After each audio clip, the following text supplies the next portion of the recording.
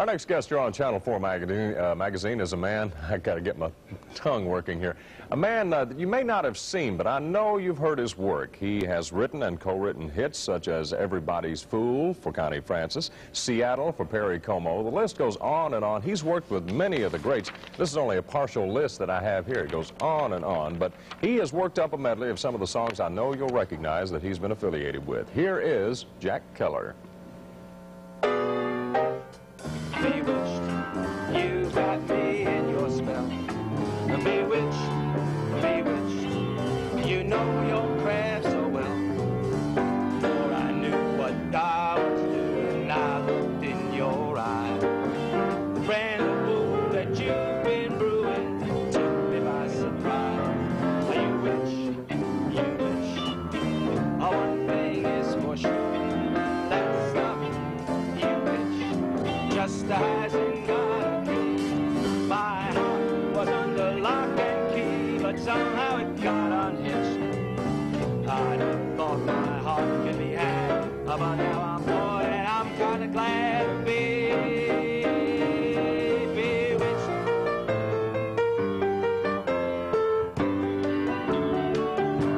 The bluest skies you've ever seen in Seattle.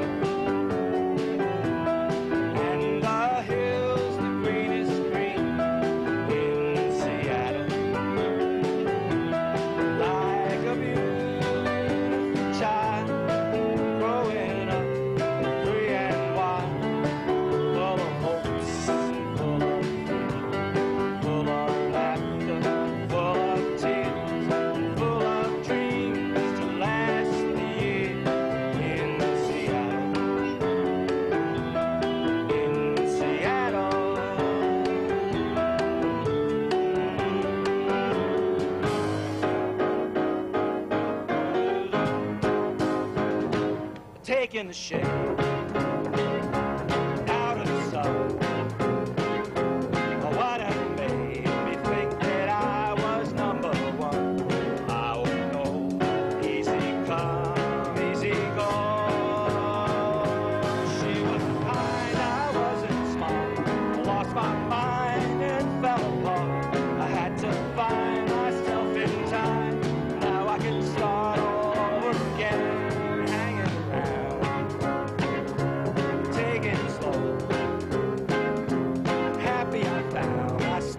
Smile and dig the show. Then you know, easy come, easy go.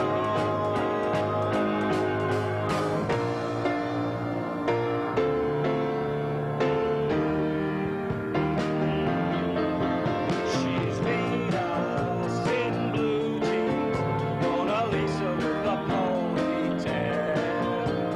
She's a walking, talking woman. She's the girl who stole my heart, my Venus in blue jeans is everything I hope she'd be. A teenage goddess from above, and she belongs to me.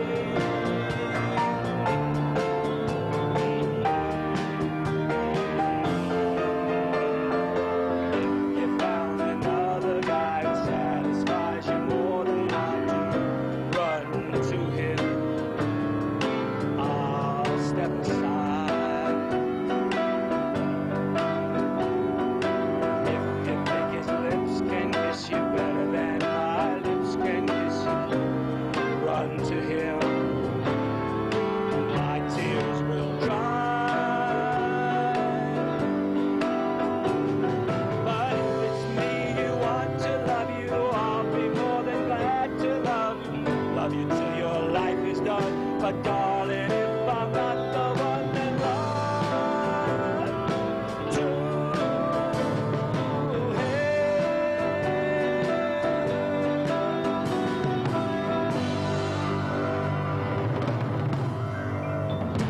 Nice. All right. I was trying to write down all the songs you were doing here. I heard Easy Come, Easy Go, Bobby Sherman, right? Right. 1969, Seattle, Perry Como. Right. That was one of his few pop hits, I think, wasn't it? I'll tell you, the surprising part about that was that I didn't write as a country songwriter for a show called Here Come the Brides, TV show. That's right. Yeah, we were wondering what song, what show that was from. And they needed a theme song, and we read the script, and it took place in Seattle, so there wasn't a city song. Yeah. So we said, well, let's write a song called Seattle, which we did.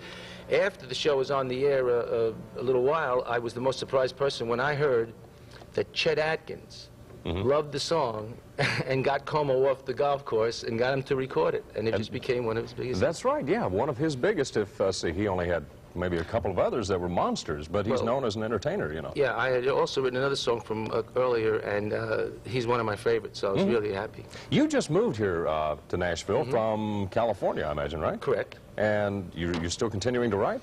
Oh, I came here to write. Oh, is that right? Who are you collaborating with? Anyone? Well, I'm here in town to collaborate with anybody who's got a hit idea. That's my job. Well, did you meet Frida over here before she left? Well, yes, I didn't know how I was going to ever follow that. I must tell you, this is unfair. You know, I had a list here of all the people you have worked with. It's Perry Como, Bobby Sherman, theme for the TV shows Bewitched and Hazel. How'd that Hazel theme go? I was trying to remember. Da, da, da, da, da, da, da, da, da. Oh, you didn't tell me I was going to play that one. I know, that's right. I can't remember. I have 393 songs just with Screen Gems. You have done work with the Monkees, Tiny Tim, Ed Ames. Let me get to the Monkees. I've always heard, and you could probably set the record straight on this, that group, what are you laughing about? Go ahead. That group was more or less just thrown together. They said, we've got the name Monkees, let's go out and find the group. And did these guys have talent? How did they choose these guys? They had put an ad in the Hollywood Reporter asking for actors to come to an audition. This is a true story? Oh, yeah. Okay. See, the whole thing was it was a script written for TV based on the success that the Beatles had with their movies, with the romps and the music playing over it, and they wanted to do that thing with TV. So they wrote a script, sold it to NBC, and they had the show on the air, and they had it all sold, and they had to now find 4 actors to play the Monkees, and they also had to record, and we had to also write some songs for them. We had to get them in the studio, record them, and put out a record, which had sold 10 million records the first 3 albums. albums. Well, we know who the Monkees are, but I mean, when they first started, were they inclined musically, or did you have to teach them? It's the funny part is they were all basically inclined musically, but in different areas. Like Davy Jones was from Oliver. He had done a show, but I mean, Peter Tork, I found out later on, played banjo, so he had a musical ability. He was the bass player. Right, well, yeah, and Michael Nesmith is a very successful video and a country writer, and he was a player and a country player. And Mickey Dolenz was an actor that had been successful, I think, in one of the earlier TV series or something like that. And yeah, Circus Boy, was that it? Yeah, that's right. Well, I'd heard he had never played drums before. Well, you see, the thing was, we didn't. In the beginning, when we made the first original records, we used studio musicians and recorded the songs, and then put the Monkees all came in and sang. They did all. They did all the vocals. Do the singing, though. All the vocals, absolutely. That'll set the record straight on that. And then from there, how did they go on tour? Did you help them? Did you help them prepare for when they played public? Yes. Well, but they rehearsed, and then they did it. Learned how to do it. Once they sold 4.5 million records, they learned real fast how to go out. I imagine they did. The kids were screaming so loud anyway, they didn't really have to hear the notes. You did that song Venus in Blue Jeans, so I imagine your work begins quite a while back. Carole King, I think, was beginning to really break through in that era. Did you work with her? Yes, I did. Right. Almost a whole year before she wrote her first hit song. Now, which was Will You Love Me Tomorrow. I don't know, a lot of people consider her a musical genius. Evaluate Carole King and her music. She's a musical genius. Where have I heard that before? No, it's true. It's absolutely true. I think all of the writers, some of the writers, Neil Sedaka also is a musical genius. And Barry Mann is a musical genius who hasn't had it made as an artist. But you know Carole and you know Neil because they, besides being fantastic first-come, first-serve songwriters. Right. They also perform and become performers that you've known. Exactly. Exactly. But you cannot take away that they first wrote songs for everybody for many years, 10 years at a time, before they really recorded and did their own thing. Frank Sinatra is another name I saw on the list here. Did you write for him, or did you produce him, or what? No, I just wrote a song that he happened that was one of my big things in life, that Frank Sinatra would record one of my songs. What was the name of the song? When Somebody Loves You.